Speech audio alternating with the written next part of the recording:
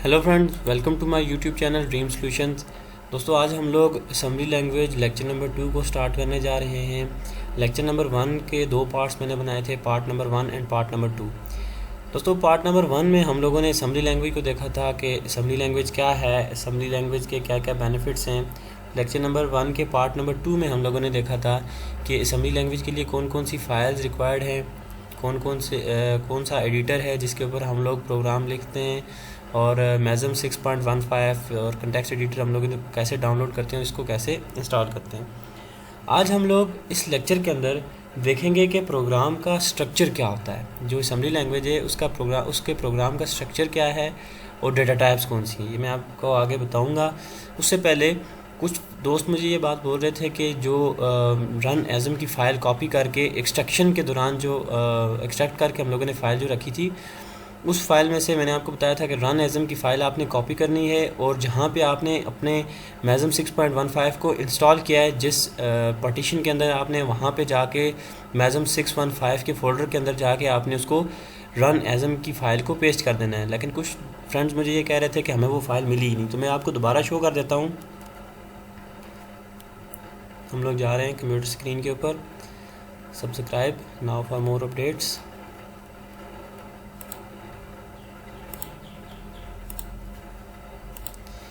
ये हम लोगों ने फ़ाइल उस दिन डाउनलोड की थी मैज़म सेटअप की। इसको आपने एक्सट्रैक्ट करना है। मैं एक्सट्रैक्ट करता हूँ। एक्सट्रैक्ट हियर, मैंने पहले एक्सट्रैक्ट करके रखी हुई थी।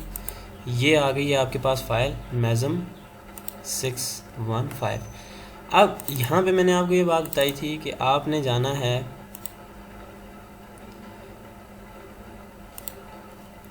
इस फ़ाइल के अंदर और यहाँ पे ये वाली जो फ़ाइल है सेटअप एप्लीकेशन, ये आपने इंस्टॉल कर लेनी है। इसको इंस्टॉल करने के बाद जहाँ पे जिस पार्टीशन के अंदर सी में फॉर एग्जांपल आप इंस्टॉल करते हैं, वहाँ पे जाके आपने ये फ़ाइल है, ये बिल्कुल ये सामने फ़ाइल पड़ी होती है। जैसे ही आप फ़ोल्डर आपने ओपन किया, सबसे पहले फ़ोल्डर में ये पड़ी हुई है रन एज़म। आपने जस्ट इसको कॉपी करना है। कॉपी करके अपनी जो पार्टीशन है, फॉर एग्जांपल सी पार्टीशन है, सी पार्टीशन में जाके आपने 615 यहाँ पे आपने पेस्ट कर देना है, जैसा कि यहाँ पे ये पेस्ट भी हुई है। ठीक है, यहाँ पे अब अगर आपको कोई प्रॉब्लम है तो आप मुझे कमेंट कीजिए, मैं इंशाल्लाह आपको कमेंट के जो क्वेश्चन होंगे वो उनका जवाब देने की पूरी कोशिश करूँगा। ठीक है, अब हम लोग देखते हैं अपना आज का लेक्चर नंबर 2। जैसा कि मैंने आपको बताया था कि वो होगा आपका कि प्रोग्राम स्ट्रक्चर क्या है असम्बली लैंग्वेज का और कौन कौन सी डेटा टाइप्स हैं जो हम लोग यूज़ करते हैं।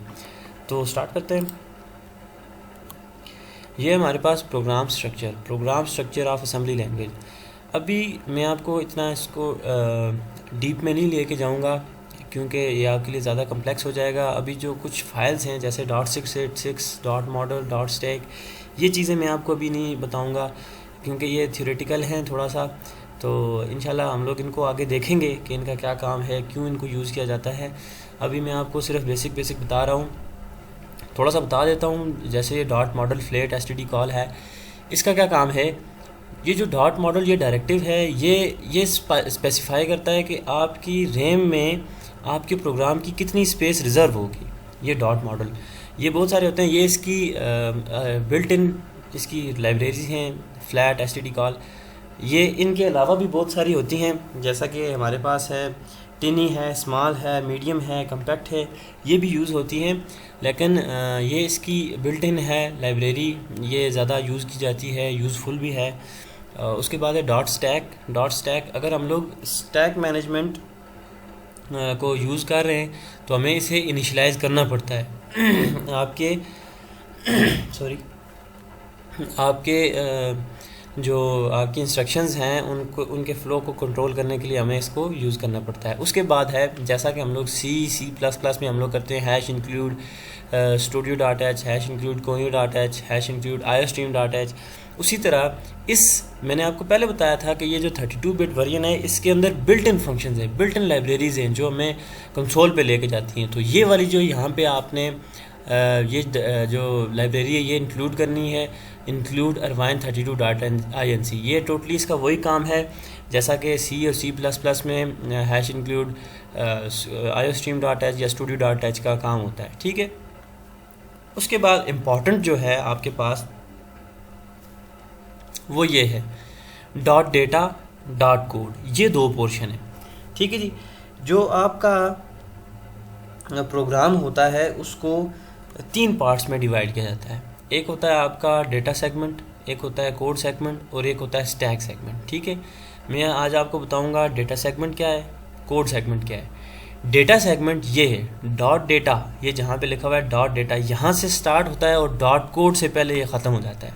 ठीक है, अब डॉट डेटा के अंदर हम लोग क्या करते हैं, variables are declared here, variables are declared and initialized. आप यहाँ पे डिक्लेयर भी कर सकते हैं और उनको इनिशियलाइज भी कर सकते हैं डॉट डेटा सेगमेंट के अंदर।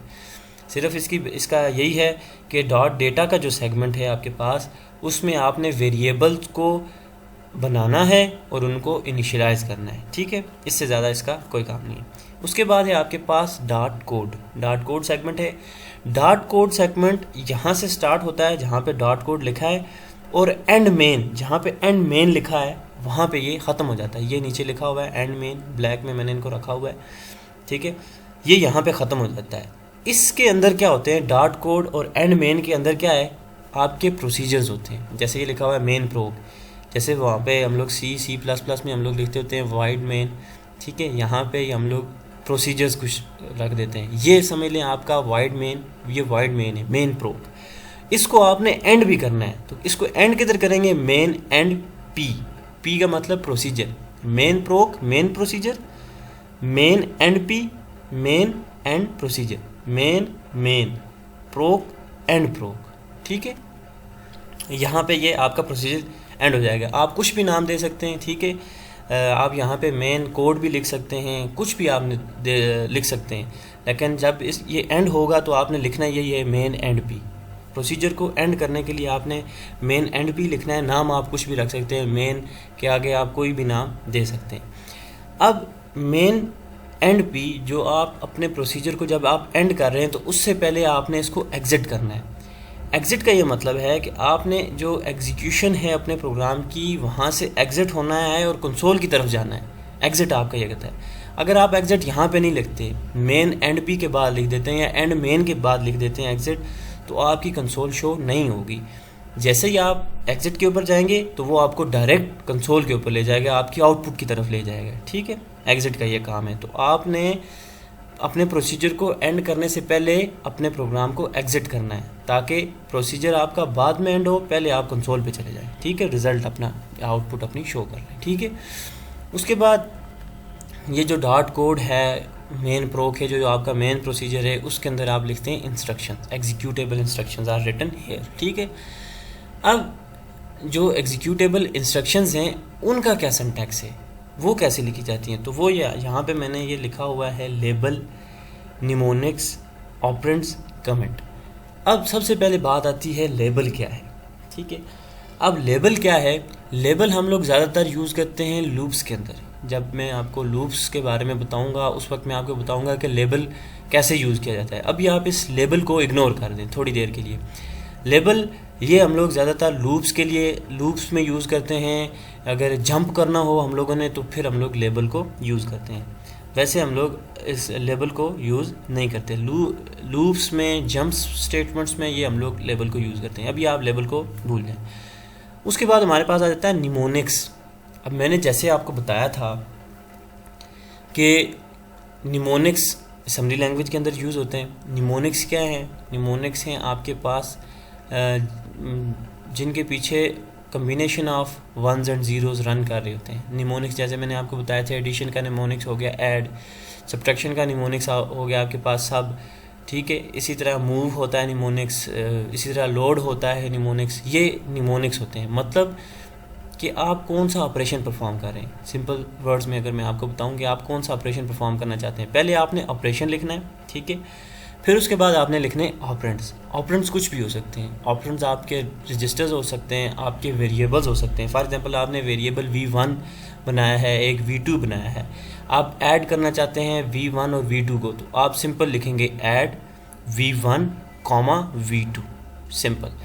तो ये दो वेरिएबल्स होंगे जो आपके ऐड हो जाएंगे यूजिंग निमोनिक्स। ठीक है, उसके बाद है कमेंट। कमेंट हमेशा स्टार्ट होता है आपका सेमी कॉलन से। जहाँ पे भी सेमी कॉलन के बाद आप जो भी लिखेंगे वो एज अ कमेंट यूज़ होगा। जैसा कि यहाँ पे मैंने लिखा हुआ है वेरिएबल्स आर डिक्लेयर्ड हेयर, इससे पहले मैंने कॉमन सेमी कॉलन डाला है। सेमी कॉलन यहाँ पे जैसे ही पड़ गया तो ये सारा का सारा कमेंट हो गया।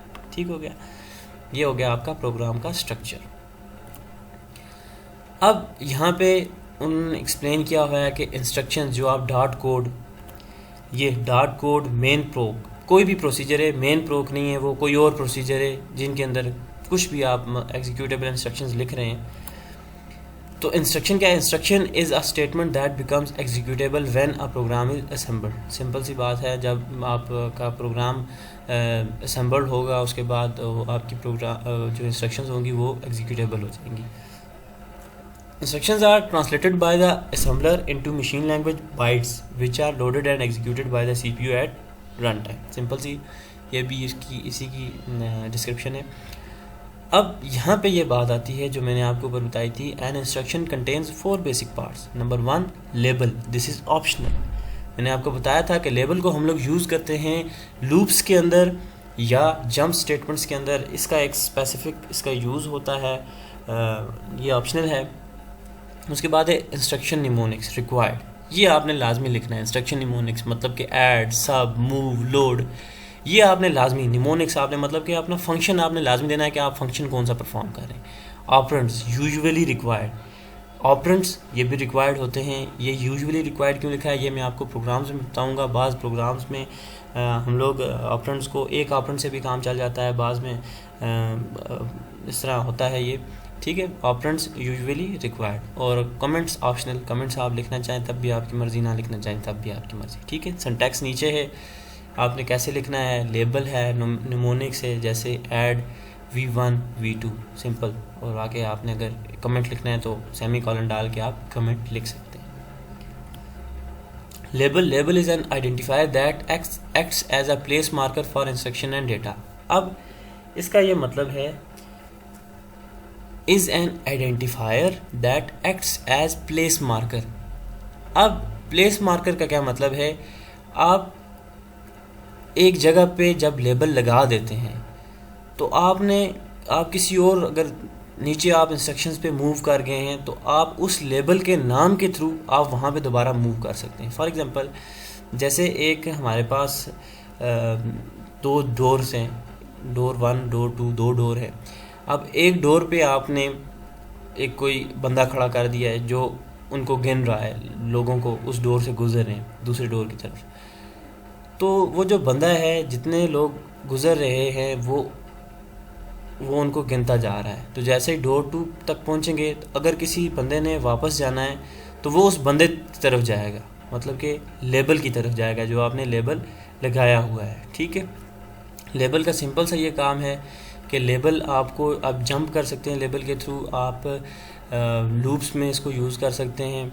ठीक है, उसके बाद है instruction mnemonic. An instruction mnemonic is a short word that identifies an instruction.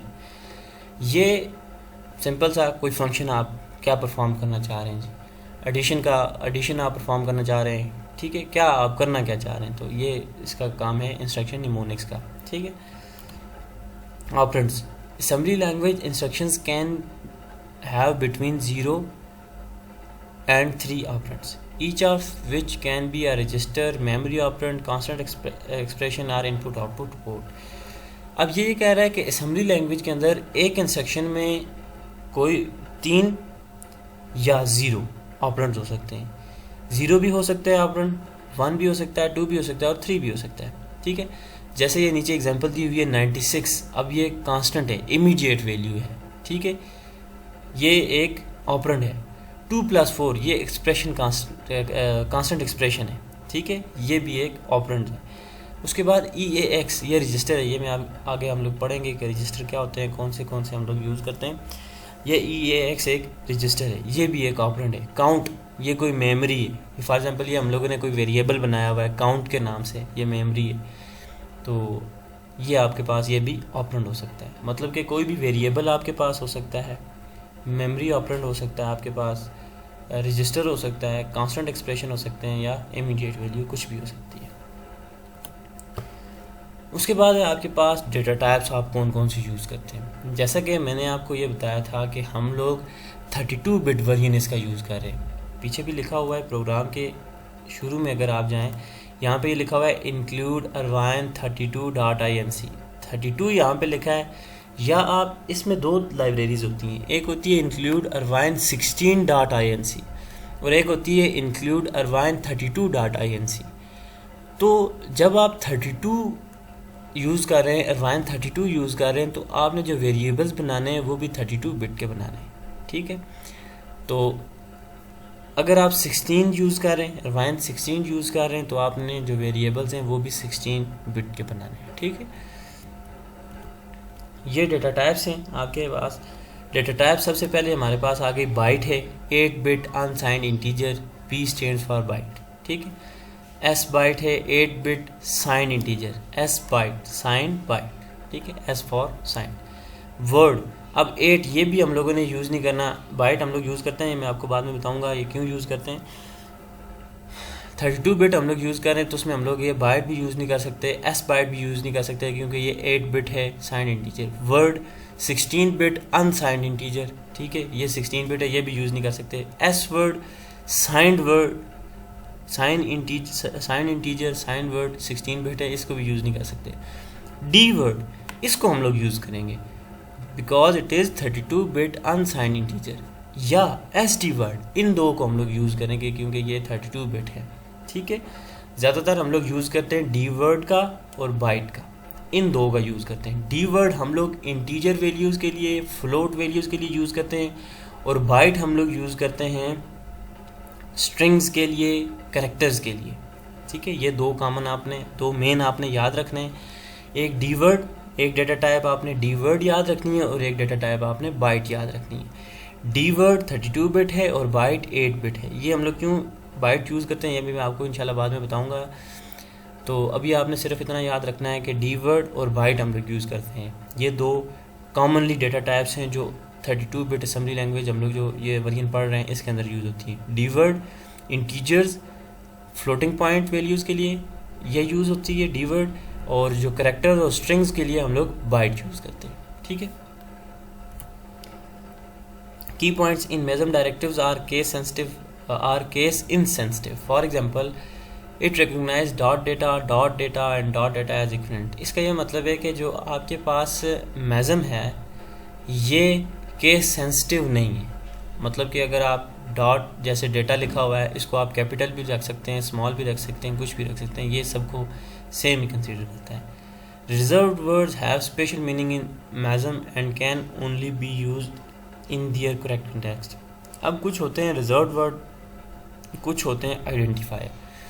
जो रिजर्व्ड वर्ड होते हैं उनको आप वेरिएबल के नाम के तौर पे आप यूज़ नहीं कर सकते। जैसे रिजर्व्ड वर्ड आपका हो सकता है ऐड, मूव, मल, ये जो आपके पास हैं रिजर्व्ड वर्ड्स, इनको आप as a variable name use नहीं कर सकते, ठीक है। दूसरा होता है identifier. Identifier is a programmer chooser name, ठीक है। प्रोग्रामर चूज़र नेम होता है, ये आप कुछ भी रख सकते हैं, सिर्फ ये आइडेंटिफायर्स नहीं हो सकते, ठीक है। आज का लेक्चर सिर्फ इतना ही था। हम लोगों ने आज देखा कि आपके पास प्रोग्राम स्ट्रक्चर क्या होता है। प्रोग्राम स्ट्रक्चर के बाद हम लोगों ने डेटा टाइप्स देखी। प्रोग्राम स्ट्रक्चर में हम लोगों ने देखा कि हमारे पास दो सेगमेंट्स होते हैं, एक डॉट डेटा सेगमेंट होता है, डेटा सेगमेंट, एक होता है कोड सेगमेंट। डेटा सेगमेंट के अंदर हम लोग वेरिएबल्स को डिक्लेयर करते हैं और इनिशियलाइज़ करते हैं, और जो कोड सेगमेंट होता है डॉट कोड, उसके अंदर हम लोग एग्जीक्यूटेबल इंस्ट्रक्शंस लिखते हैं। इंस्ट्रक्शंस का हम लोगों ने सिंटैक्स देखा कि इंस्ट्रक्शंस का सिंटैक्स क्या होता है, और डॉट डेटा के अंदर हम लोग वेरिएबल्स की कौन कौन सी टाइप्स से उनको डिक्लेयर करते हैं वो देखी। दो कॉमन टाइप्स हैं जो हम लोग यूज़ करते हैं, डी वर्ड और बाइट।